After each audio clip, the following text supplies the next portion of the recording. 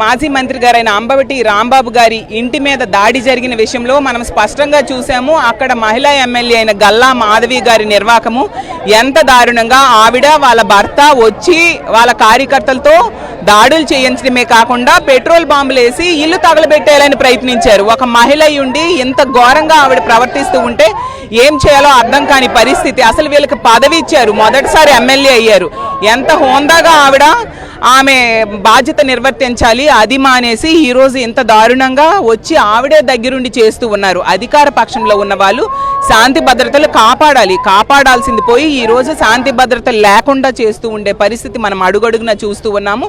అలాగే పెమ్మసాని గారి వ్యాఖ్యలు కూడా చూసాం, ఎంత రెచ్చగొడుతూ అతను మాట్లాడారో.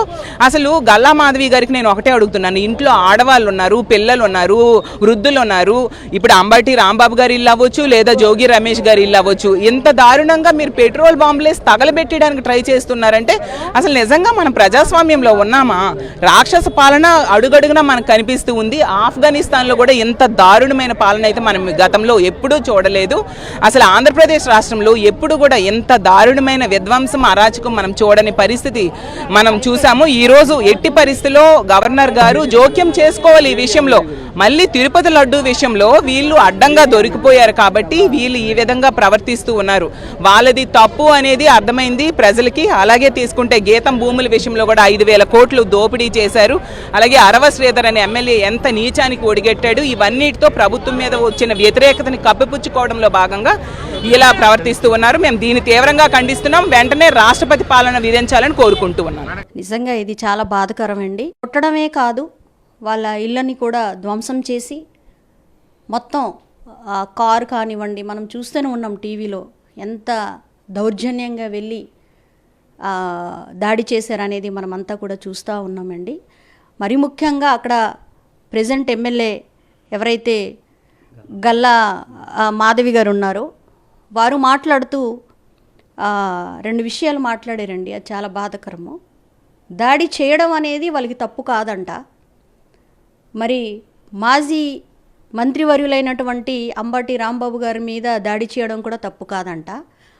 అతన్ని పట్టుకొని కొట్టి పాతేసి అంత్యక్రియలు చేసి ఉంటే బాగుండేది అని అనడం అనేది అది ఎంతవరకు కరెక్ట్? అది అంటే అక్కడ ఉన్నటువంటి నాయకులకు, అక్కడ ఉన్నటువంటి కార్యకర్తలకు డైరెక్ట్గా ఒక ఎమ్మెల్యే ప్రోత్సహిస్తున్నట్టు మాకైతే అనిపించింది.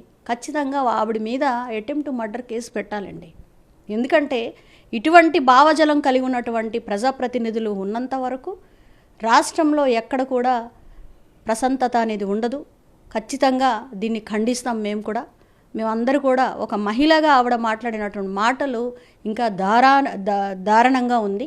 ఒక కాన్స్టిట్యున్సీలో ఒక ఎమ్మెల్యేగా ఉన్నటువంటి వ్యక్తి ఉందాగా ఉండాలి, 10 మందికి ఆదర్శంగా ఉండాలి. కానీ దగ్గరుండి పెద్ద పెద్ద కత్తులు, అదేవిధంగా కర్రలు ఇచ్చి మరీ ప్రోత్సహించినటువంటి ఆవిడ చేసినటువంటి ఏదైతే ఉందో అది ఖచ్చితంగా ఈరోజు ఖండించదగ్గ విషయమే. అది ఆవిడ మీద మరి వ్యక్తిగతంగా కూడా ఖచ్చితంగా కేసులు పెడితే బాగుంటుందని నేను కూడా తెలియజేసుకుంటున్నాను.